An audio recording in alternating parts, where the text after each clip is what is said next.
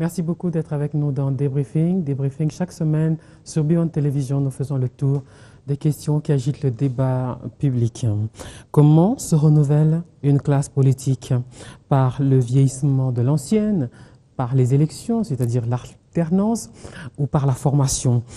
Pour être concret, la classe politique en RDC est-elle en voie de renouvellement? Si oui, le processus se passe-t-il en bien ou en mal? Et il y a quand même des jeunes loups qui sortent du lot. Et j'en parle avec Brandon Midagou. Il se présente comme le visage du combat justement pour le renouvellement de la classe politique. Brandon Midagou, bonsoir. Bonsoir. Avocat de formation. Et vous vous présentez comme entrepreneur politique et pas acteur politique. Absolument, j'adore cette question et merci de me la poser. Il est important qu'on puisse faire la différence entre un entrepreneur politique et un acteur politique. Vous savez qu'entreprendre, c'est mettre en œuvre des projets. Nous disons que les acteurs politiques, cette ancienne classe politique égoïste et incapable de voir à long terme, c'est-à-dire court-termiste, a brillé au cours de l'histoire de ce pays justement par cette mentalité de court-termiste et d'égoïste. Nous disons que notre entrepreneur politique, à l'instar d'entrepreneurs publics, spirituels, économiques, lorsque je parle d'entrepreneurs publics, je dis les ministres, les gouverneurs, les serviteurs de la République sont des entrepreneurs publics. Nous sommes des entrepreneurs politiques parce que nous avons des projets pour le bien de la communauté à long terme, servir la République non pour nous, mais pour les générations futures. Vous savez, un parti politique, à l'instar d'une entreprise, a des ressources humaines, elle a un espace de décision, elle a des finances à travers des cotisations, elle a un objectif et elle se donne les moyens de l'atteindre. Aucune différence avec une entreprise. Voilà ce que nous sommes, cette nouvelle génération, celle qui va venir après cette ancienne classe politique médiocre, déphasée et vieillissante, pour revenir à votre introduction. Voilà cette nouvelle génération d'entrepreneurs politiques que nous représentons, qui va venir et pour le bien de la République, pour le bien des générations futures, pouvoir planter, en tout cas, poser les bases, les fondements d'un Congo différent, d'un Congo plus beau. Parce que ce Congo, si nous voulons le voir plus beau, il ne faut pas que nous le voyons pour nous, mais pour demain. Nous allons venir semer. Vous savez que les entrepreneurs, c'est des gens qui viennent avec beaucoup de personnalité. Lorsque vous plantez une semence, il vous faut beaucoup de patience et d'amour. Nous avons une classe politique, justement, court-termiste, qui nous a amené des projets à court terme, des dialogues qui se succèdent, parce qu'en réalité, le soubassement, il est court-termiste. Et 6 mois après, 1 année après, l'accord est caduc, mais la situation reste la même. Nous voulons, pour parler des accords, l'entrepreneur politique, c'est pas celui qui va attendre les prochaines élections, mais celui qui va investir pour que les prochaines élections soient régulières. À vous entendre parler, un entrepreneur politique a tout compris, tandis qu'un acteur politique, c'est un gros con qui n'a rien compris. C'est le fruit de l'endemain des indépendances. Nous disons que cette classe politique a encore les stigmates de la colonisation. Elle a encore cette rancœur. La preuve, la RDC est isolée de tous ses partenaires. Nous disons que nous sommes la génération qui va venir réconcilier la RDC avec la Belgique, réconcilier la RDC avec ses voisins. La jeunesse congolaise va se réconcilier avec la jeunesse rwandaise. La jeunesse congolaise de Kinshasa se réconciliera avec la jeunesse de Brazzaville. Et tant d'autres, nous allons réconcilier la RDC avec l'Union européenne. Nous ne pouvons pas nous cracher sur l'apport et le rôle que la Belgique a joué dans l'histoire de ce pays. Nous allons nous réconcilier et ensemble, en tenant compte des réalités, de l'identité de la RDC, du rôle géostratégique que nous jouons dans le monde, compte tenu de... C'est ça l'entrepreneur politique, compte tenu des objets, des difficultés, pouvoir tabler et voir comment pallier à ces difficultés et non foncer dans le mur comme l'a toujours fait l'ancienne classe politique pour des intérêts égoïstes. Lorsque la communauté internationale reconnaît les résultats de vos élections, la communauté internationale fait face de bons élèves, de bons partenaires. Lorsqu'il faut tirer les oreilles à cette ancienne classe politique, c'est tous les noms d'oiseaux qu'on donne à ces partenaires. Nous allons, en dépit des difficultés, rétablir et maintenir le lien de la RDC avec les partenaires, parce que nous sommes d'avis que le Congo de demain, le Congo de nos rêves, parce que lorsqu'on parle de renouvellement de la classe politique, on parle du renouvellement des acteurs, de la méthode et des espoirs et des rêves. Nous voulons rêver différemment, nous voulons avoir de nouveaux espoirs et surtout préparer une place pour les générations qui arrivent. Honnêtement, vous êtes dans quel parti politique?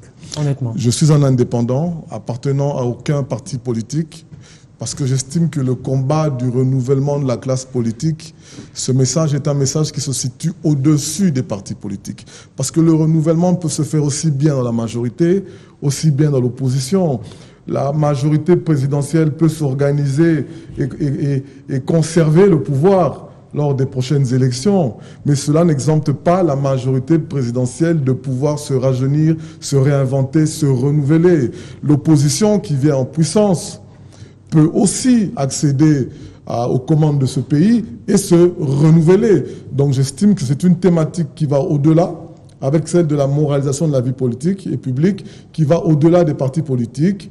Et croyez-moi, les partis politiques tels qu'ils sont conçus aujourd'hui ne m'intéressent pas à ce stade. Je préfère rester un citoyen, un entrepreneur. Vous savez qu'il y a des entrepreneurs indépendants dans tous les secteurs d'activité. Je préfère rester un entrepreneur, un lanceur d'alerte, un avant-gardiste qui se lève pour ses contemporains et qui, à travers un questionnement, à travers des réflexions, comme nous l'avons fait toute l'année 2017,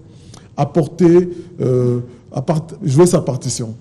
Vous êtes dans le Nini, vous voulez centriste, et avec des affinités avec l'MP. Non, les centristes ont une position. Et le centrisme n'existe pas, à mon avis, tel qu'il est présenté en RDC. Le centrisme, partout il existe, il est soit de gauche, soit de droite. On nous présente ici un centre du centre, une opportunité et une nouveauté dans le microcosme politique que je salue, mais j'invite mes concitoyens du centre à pouvoir s'affirmer, à pouvoir définir leur position au-delà des limites qui sont souvent invisibles et pouvoir s'affirmer et apporter une offre différente. Je pense que l'apanage de la solution, le monopole ne revient pas à la majorité ni à l'opposition. Il peut venir, pourquoi pas, d'une surprise du centre, mais le centre a encore besoin de se définir. Et je leur souhaite bonne chance, quoi. Donc me positionner au centre, non. Je suis au-delà de toute préférence politique, au-delà de tout clivage. C'est vrai que j'ai des préférences. Je suis un électeur comme tout citoyen. À 2 reprises, j'ai donné ma voix au président de la République actuel, toujours dans la même logique de mon combat. Il était face à Étienne Tshisekedi. Il était pour moi impensable de rentrer en arrière. Il fallait que je donne ma voix à une nouvelle énergie, un sang nouveau. Constitution oblige, le président actuel ne sera plus candidat.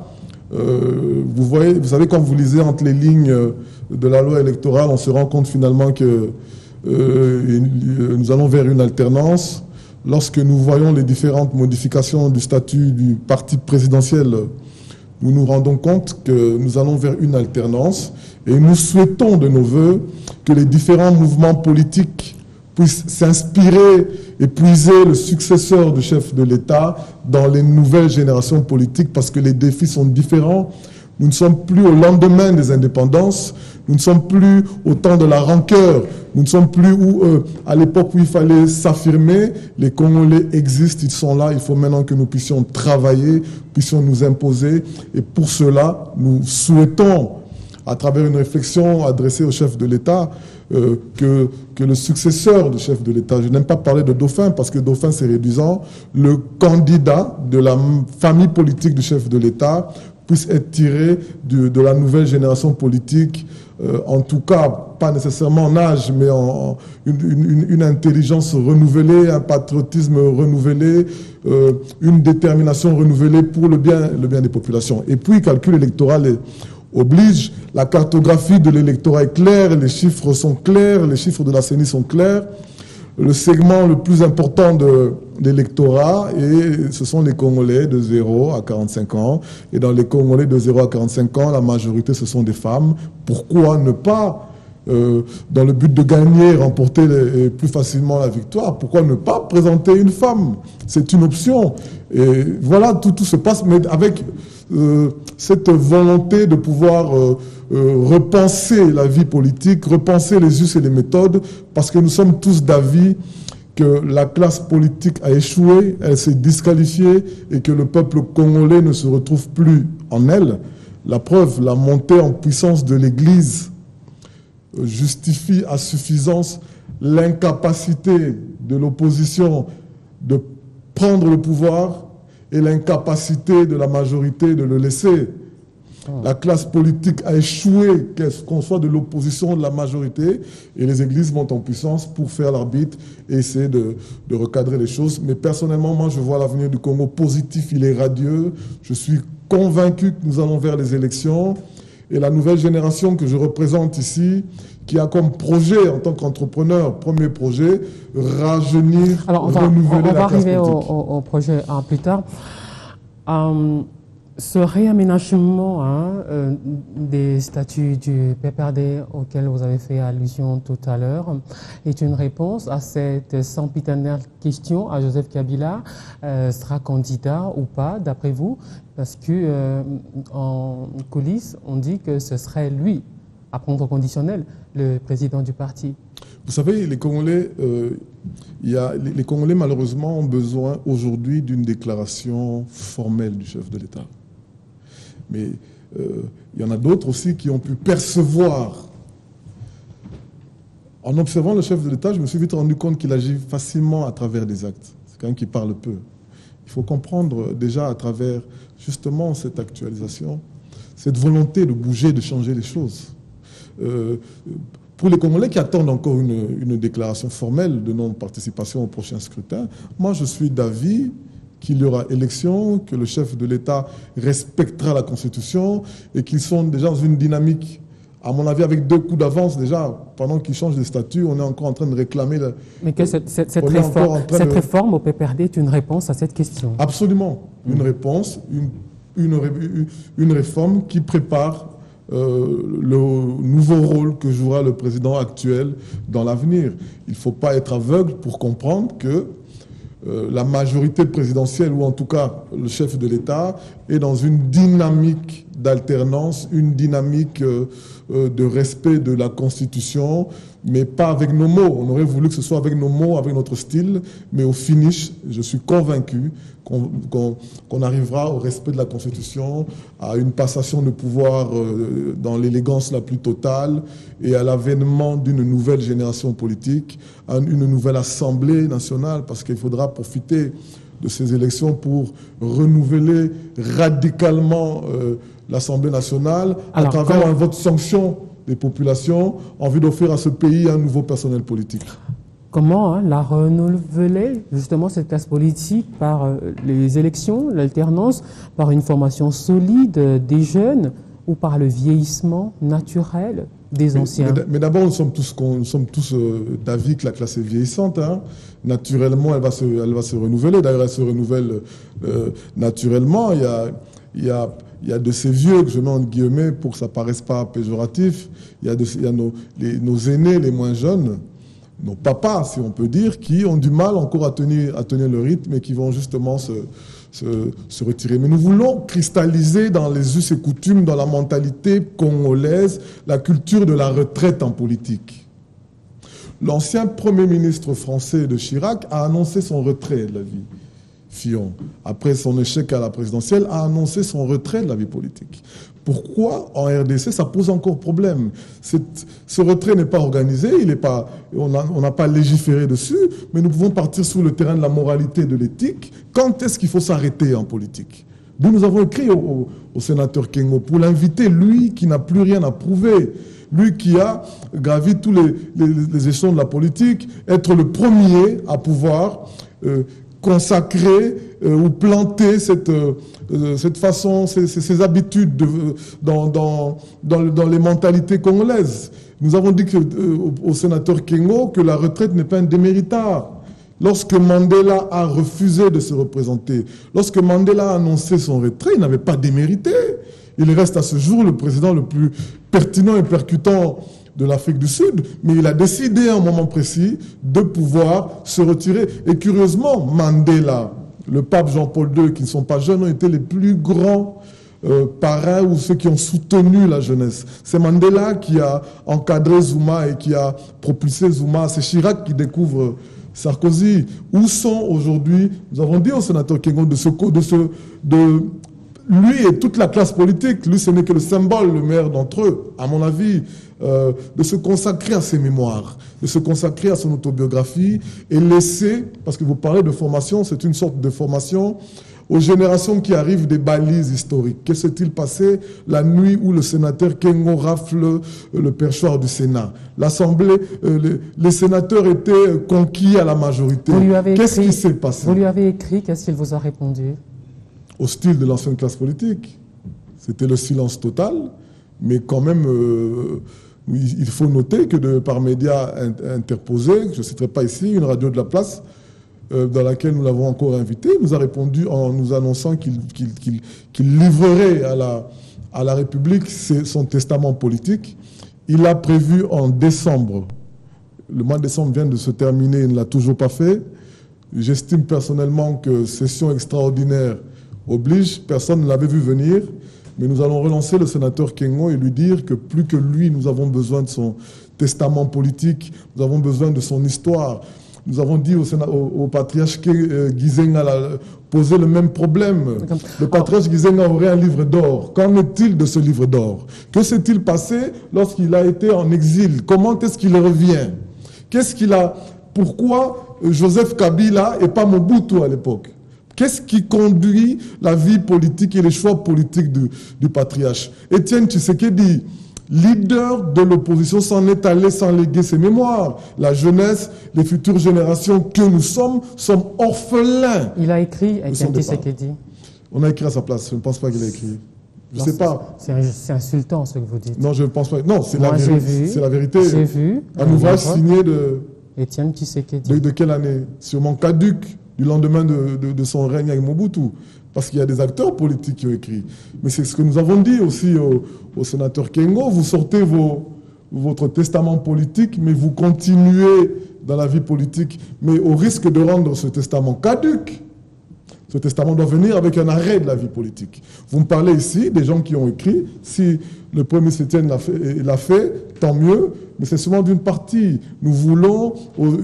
C'est-à-dire, lorsque je parle de mémoire, ce sont des notes qu'on actualise le jour, compte tenu des activités et de la vie politique.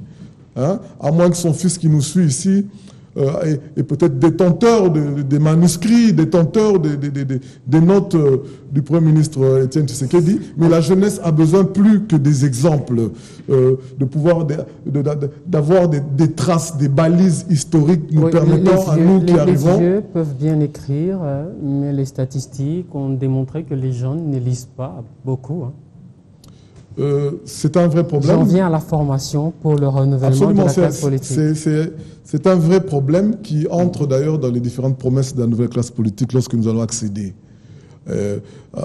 aux commandes de ce pays. Parmi les principales réformes, nous allons imposer un jour de lecture par semaine, parce que le vrai problème des Congolais, c'est aussi ça. À côté de l'hymne national, nous allons, à côté de toutes ces écoles qui vont remplacer les bars et les églises, à Bandal, à Bon Marché, ce sera des écoles. On va remplacer ça par des écoles. Nous allons parsemer ce pays par des écoles diversifiées qui vont apporter les réponses aux besoins d'aujourd'hui. Parce que nous disons que le problème de l'ancienne classe politique, c'est sa formation, ce sont sa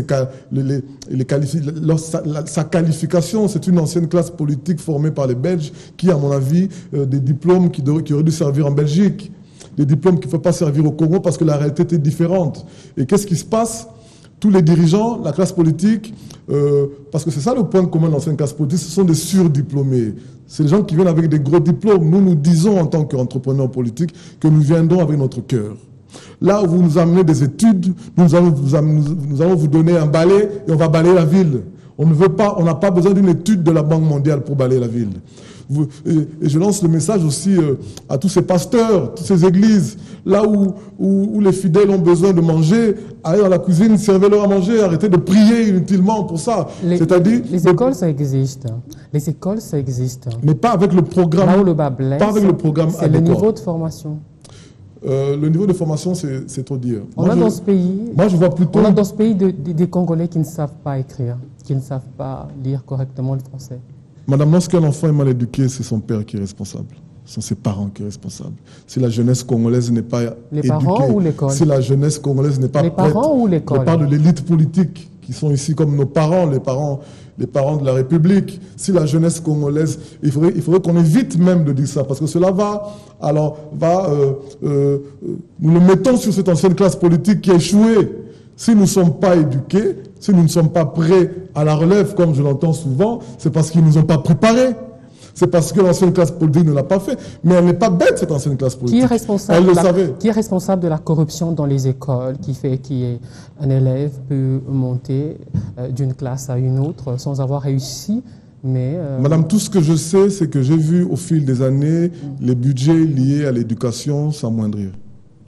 De mon avis, il y a une politique, il y a quelque chose qui est fait. L'ancienne classe politique a vu la jeunesse venir. Vous savez, l'Afrique se rajeunit. L'Afrique est le berceau de l'énergie. Tous les pays africains sont confrontés au même problème. Je vois le pauvre Biya qui est en train de se battre pour essayer de séduire la jeunesse alors qu'il ne peut plus. Tous les pays africains sont butés au même problème, c'est l'arrivée de la jeunesse. Qu'est-ce qu'il fallait? Mettre des politiques. On nous a vendu ou donné les diplômes.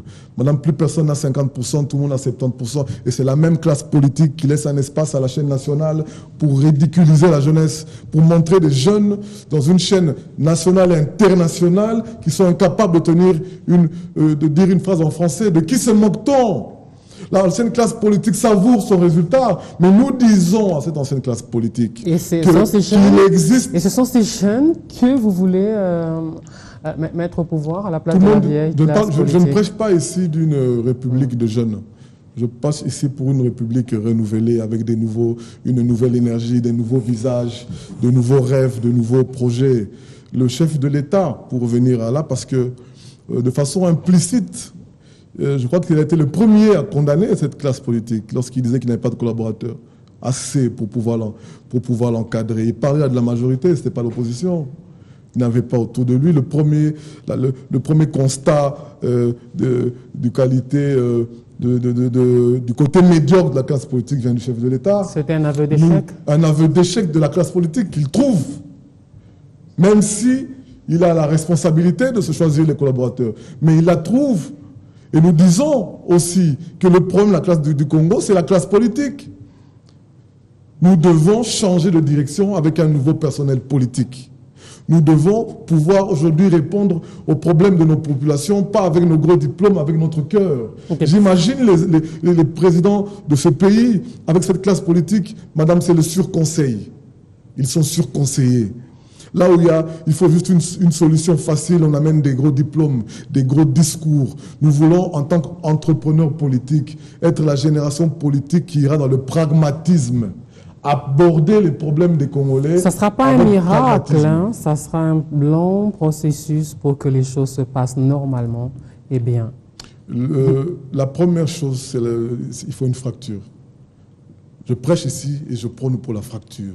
Le divorce entre deux générations. Et d'ailleurs, spirituellement, la mort du patriarche Tshisekedi sonne la fin d'une génération politique. Autant nous sommes en transition physique, nous sommes dans une transition spirituelle d'une génération à une autre. Et l'alternance qui pointe à l'horizon n'est pas un hasard. Elle arrive et elle permettra. Vous savez, la génération de Lumumba a lutté pour l'indépendance. Celle de Etienne Tshisekedi a lutté pour la démocratie. Mobutu s'est battu pour la dignité aux Congolais. Mouzé, Laurent Désiré Kabila, lui s'est battu pour nous libérer des griffes de Mobutu. Joseph Kabila, président actuel, a offert aux Congolais la possibilité de se rendre aux urnes par 2 reprises. Le défi de notre génération à nous, c'est de libérer ce pays de cette ancienne classe politique et de lui offrir à travers les urnes un nouveau personnel politique adéquat, pas dans la complaisance, parmi les meilleurs Congolais, les Congolais de l'intérieur comme de l'extérieur. Nous devons ramener ces Congolais qui œuvrent dans le secteur privé, les ramener dans le public. Alors, il existe des Congolais qui œuvrent dans le secteur privé avec une pertinence à revendre. Mais découragés du public, nous allons les ramener pour le bien de la République. Alors cette classe politique, elle est en voie de renouvellement. Si oui, le processus passe bien ou mal? très mal. Très mal. Lorsque nous avons commencé, lorsque j'ai commencé cette lutte pour le renouvellement de la classe politique, j'ai essuyé de tous les camps politiques, dont d'ailleurs la majorité était vieillissante, des injures et des critiques venant de partout. Nous avons tenu bon, nous avons montré le bien fondé. Aujourd'hui, les populations se sont rendues compte qu'effectivement, ce qui pose problème, c'est la classe politique. Vous commandez une marche, vous êtes leader de l'opposition et on ne vous voit pas. Vous accédez au pouvoir, vous vous engagez à organiser les élections, vous ne le faites pas. La classe politique, le peuple n'est plus aveugle. Le peuple sait que le problème de notre pays, c'est la classe politique. Et le peuple, en tournant le dos à la classe politique confondue et allant vers l'Église, le peuple fait un désaveu. Le peuple ne veut pas partager la responsabilité de la classe politique. La classe politique est responsable de la situation dans laquelle nous sommes. Nous n'allons pas aller dans les rues, même si je partage ici et tiens à féliciter les jeunes de Filimbi. Je tiens à féliciter tous ces chrétiens catholiques qui ont décidé de se lever pour pouvoir changer ce destin, saisir leur avenir, comme il dit. Je soutiens leur je respecte leur démarche, mais je ne la partage pas. Moi, j'invite les Congolais à plus de patience, à attendre ces urnes qui sont inévitables. Et dans l'isoloir, nous allons sanctionner avec un bulletin de vote l'ancienne classe politique. Nous disons à cette jeunesse qu'on accuse d'être impréparée, d'être de basse facture, nous disons à cette jeunesse, comme ils vous manipulent avec des coca et des polos, prenez les polos, prenez les coca. Mais dans l'isoloir, votez pour l'avenir. Okay. Sanctionnons, nous allons présenter une liste, madame, de tous ces politiques que nous ne voulons plus voir sur la scène politique. Nous leur avons tendu la main avec élégance.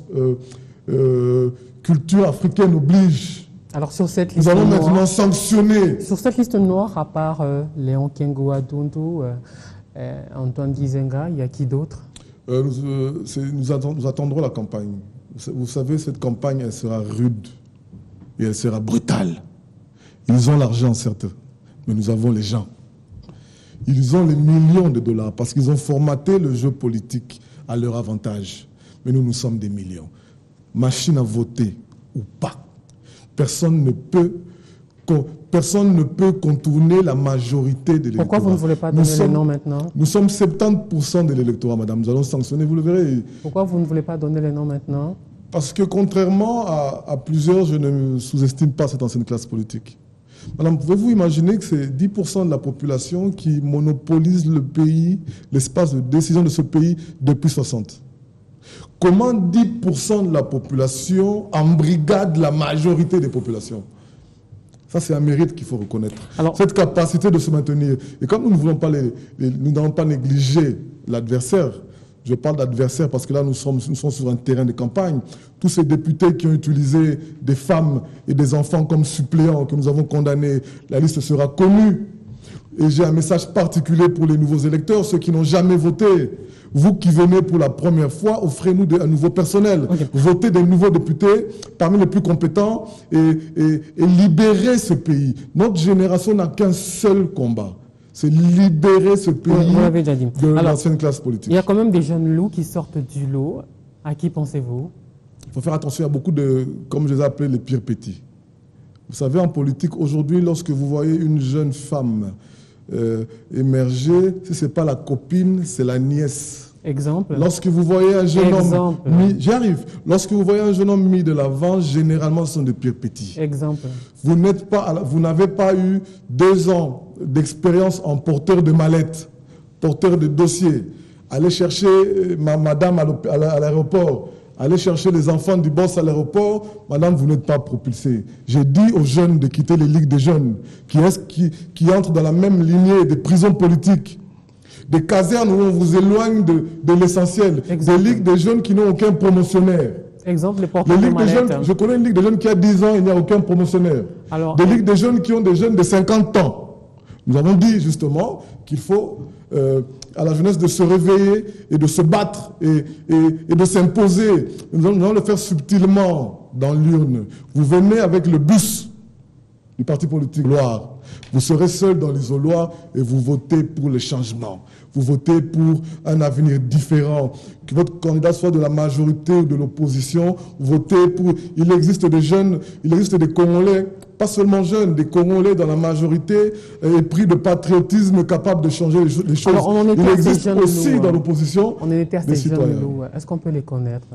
Madame, je ne suis pas venu en politique. Ces jeunes loups propulsés, vous avez je ne suis pas venu... Les porteurs de mallettes bombardés... Madame, vous les connaissez mieux que moi. J'en vois souvent passer sur vos plateaux.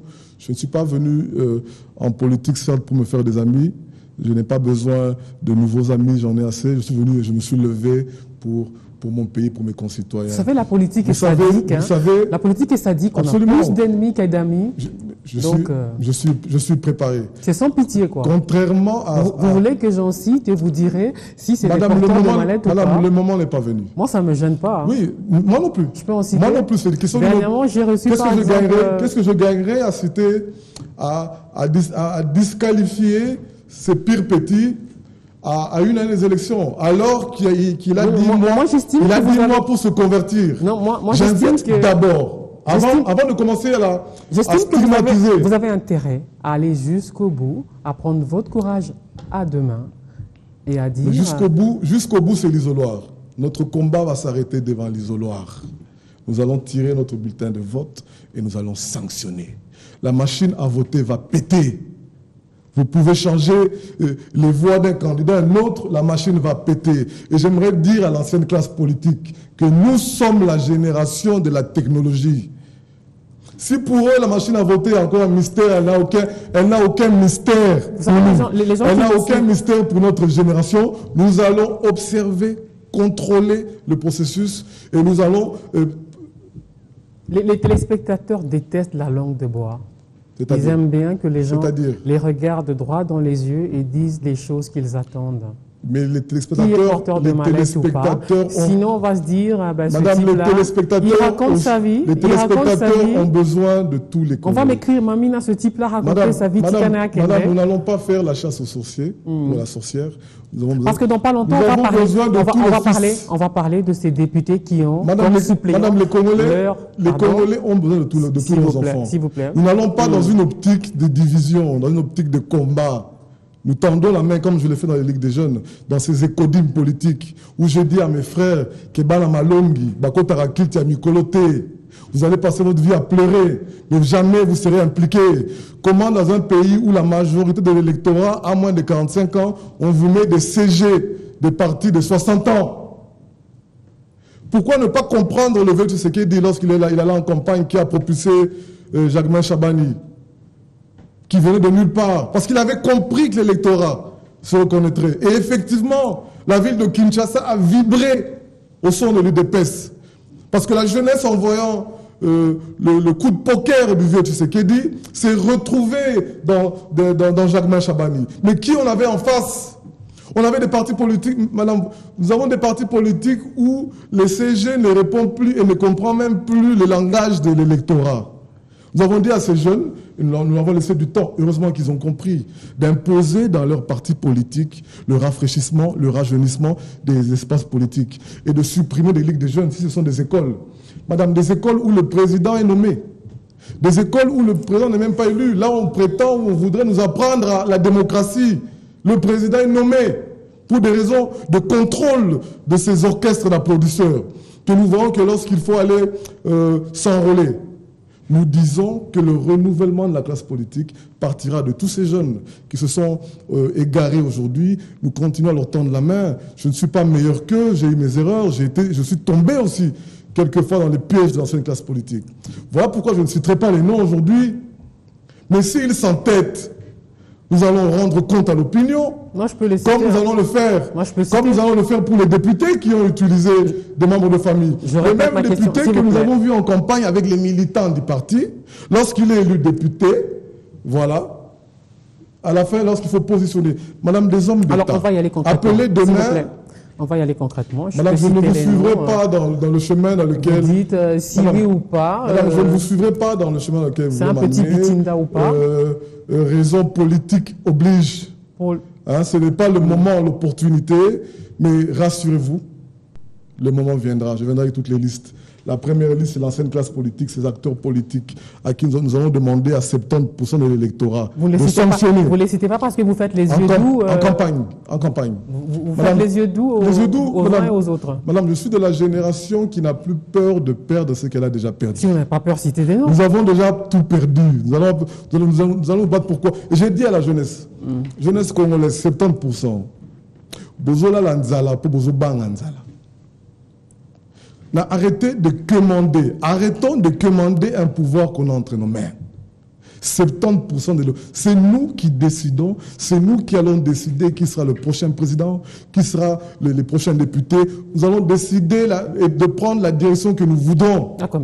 Okay, nous allons, à notre tour, caserner 10% de la population qui nous a casernés pendant 50 ans. Alors, à part, passez-moi l'expression, les lèches-culs et les lèches-bottes, jeunes, il y a Madame, on est en train de il y a des députés. On est en train de Madame, on est en train de s'éloigner de cette lutte sinon bloquer le renouvellement de la classe politique. J'ai dit que c'est passé. Madame, dites-moi comment est-ce qu'on va s'y prendre. Comment on va s'y prendre. Voulez-vous que je parle? Parlez-moi de la mise en œuvre et des perspectives du renouvellement de la classe politique. Voulez-vous que je parle?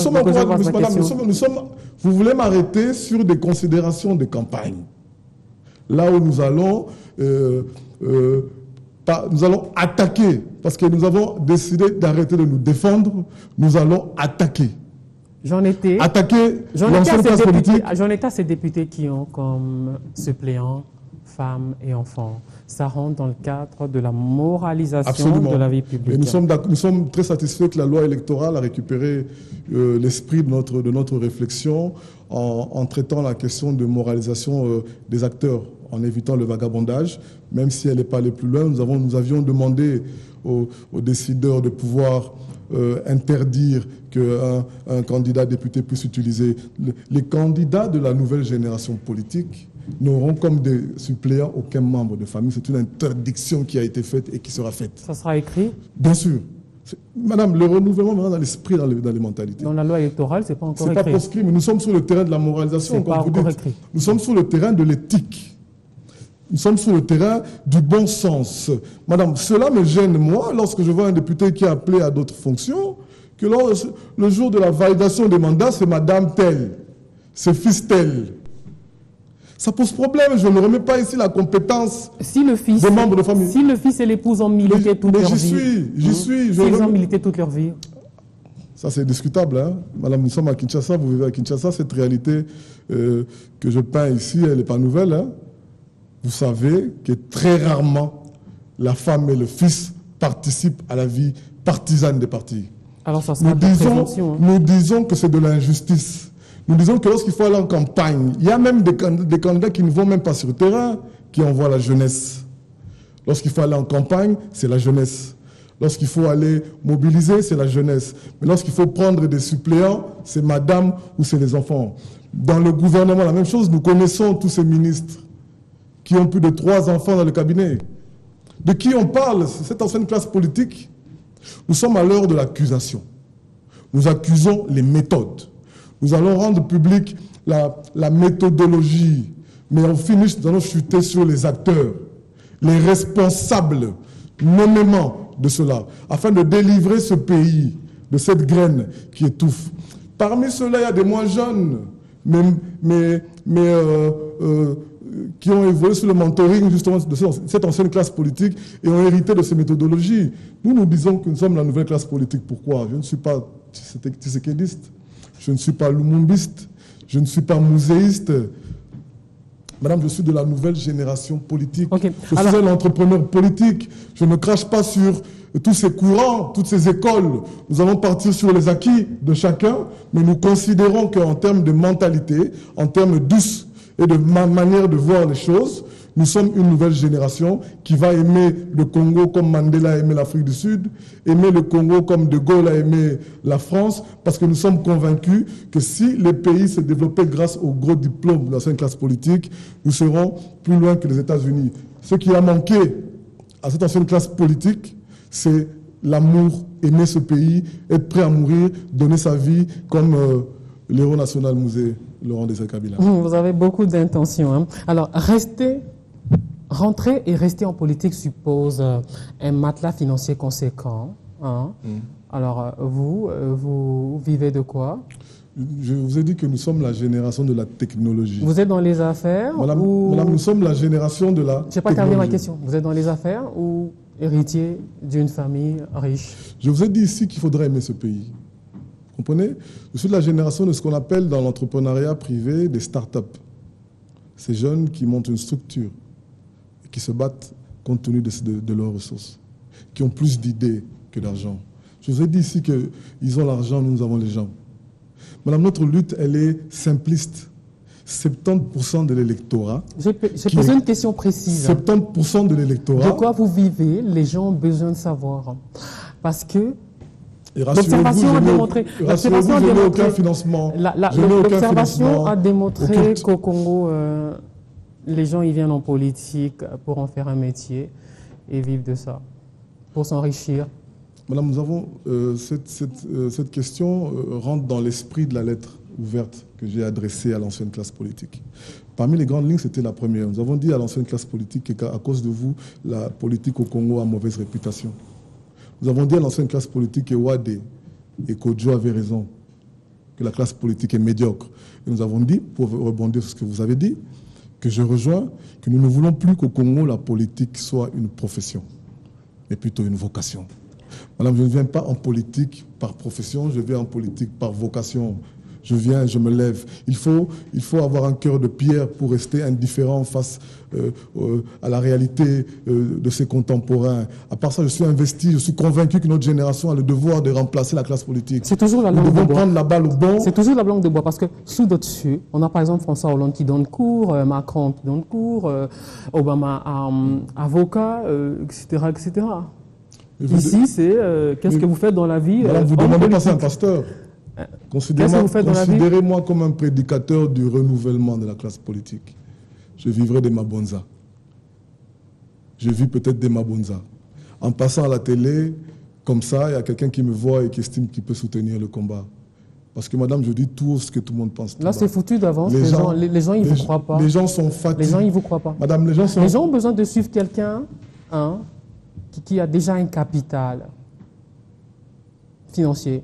Et c'est sur ça que se bâtit le capital confiance. Non, ça c'est les méthodes de l'ancienne classe. Parce que pendant longtemps, justement, Madame, la classe politique que vous dénoncez a vécu comme ça, venue en politique pour s'enrichir. Madame, c'est les méthodes de l'ancienne de l'élite congolaise, dépassée et africaine, partout en Afrique les mêmes problèmes. Vous savez, sous d'autres cieux, quand vous venez en politique, il faut que vous soyez... Il faut peindre un profil comme ça. Il faut avoir un confort. Faire croire à l'opinion que nous trouvons nos dirigeants qui sont déjà assis financièrement. C'est clair, sinon vous venez en politique pour vous enrichir. Mais qui entre dans ce profil, l'ancienne classe politique? Madame, nous allons déjouer les codes. Je vous ai dit qu'ils ont formaté le jeu politique à leur avantage.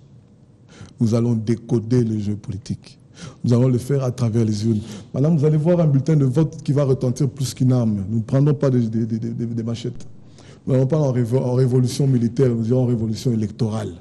Nous allons sanctionner, madame. Je vous dis, 70% de l'électorat sanctionné. Je veux dire à la jeunesse et ceux qui me suivent qu'ils attendent votre abstention. Vous savez qu'il y avait Ils attendent l'abstention de la jeunesse congolaise pour faire fonctionner les machines à voter. J'invite la jeunesse à se préparer et à aller sanctionner l'ancienne classe politique. En 2011, il y a des gens qui ont parlé comme vous et qui ont déçu. Madame, vous savez, je ne serai même pas candidat. Ça change tout. Je ne viens pas vers vous en attendant quelque chose. Madame, ce que je vous dis sur le renouvellement de la classe politique, je l'ai dit au début, contre tous. C'est avec satisfaction aujourd'hui, qu'en allumant la télé, je me rends compte que c'est devenu un slogan. Je suis content. Mais vous savez, lorsque vous voulez être avant-gardiste, il faut apprendre à marcher à contre-courant. Vous savez, le chef d'orchestre, madame, il tourne le dos au public. Il est le seul. C'est le prix à payer pour être le chef d'orchestre. Madame, nous allons continuer ce combat. Nous allons s'aimer dans le cœur de chaque Congolais. Cette volonté de pouvoir se débarrasser. Nous disons à l'opinion que le point commun de nos souffrances, c'est la classe politique. J'espère que vous direz non si jamais on vous contacte pour devenir ministre d'un prochain gouvernement. Je suis ministre de mon opinion, madame. Ministre, c'est quoi, c'est un serviteur? C'est que des mots, ça. Madame, ce sont des entrepreneurs publics. Je suis entrepreneur politique. Et puis même si je suis ministre, ça sera combien de temps? En tout cas, c'est 6 mois. Et vous ne répondez pas aux questions. 8 mois. Les téléspectateurs vont remarquer que vous ne répondez pas aux questions. Madame, je vous dis non. C'est-à-dire, j'estime que vous me ramenez en deçà de la pertinence du renouveau de la classe politique. Je pose des questions Madame, directes. ceux qui sont devenus ministres, leur vie, qui sont-ils devenus des anges? Des anges? Non, madame, mon ambition, et croyez-moi, je connais le chemin pour devenir ministre. Mon ambition n'est pas de devenir ministre, madame. Mon ambition est de ne pas me... On sortira cette vidéo dans quelques semaines. Mon ambition est de ne pas on sortira cette vidéo dans quelques semaines. Madame, j'ai dans mon cœur, dans mon âme et dans mon corps la mission d'apporter à ce pays, en tout cas de prêcher mes concitoyens sur la nécessité de renouveler la classe politique. Là, je serai comme un ministre, la même joie du ministre. J'aurai atteint mon but. J'aurai vu ce pays libéré de l'ancienne classe politique. Et je verrai de nouveaux ministres, parce qu'apparemment c'est ça le point focal. Madame, moi je suis un entrepreneur politique, c'est quelqu'un qui sème une plante, et c'est ma fille ou ma petite fille qui verra les fruits. Merci. Être ministre, c'est une volonté à court terme. Nous sommes des citoyens qui ont une vision à long terme. Pour le bien des populations, le bien du Congo. Lumumba n'a pas vu ce que nous vivons aujourd'hui. N'a pas vu les Congolais libres, mais il a souhaité. Il y a beaucoup de théories, beaucoup d'intentions aujourd'hui. Merci beaucoup. Faites-moi confiance, madame. D'avoir été dans ce débriefing, nous étions avec Brandon Midagou. Il est avocat de formation. Il se bat pour le renouvellement de la classe politique. En fait. Laquelle? Avocat de formation. Vous l'aviez dans la présentation. On ne sait jamais, il y a des avocats de formation, des journalistes de formation, mais qui ne vivent pas de ça. Absolument. Merci d'avoir été des nôtres dans ce débriefing qui se termine ici. Nous étions avec Brandon Midagou, il est avocat de formation et il se bat pour le renouvellement de la classe politique. On se retrouve la semaine prochaine, mais on ne va pas se quitter sans le selfie. Merci de venir ici. C'est une tradition, on termine toujours par un selfie. Okay. Et merci de regarder.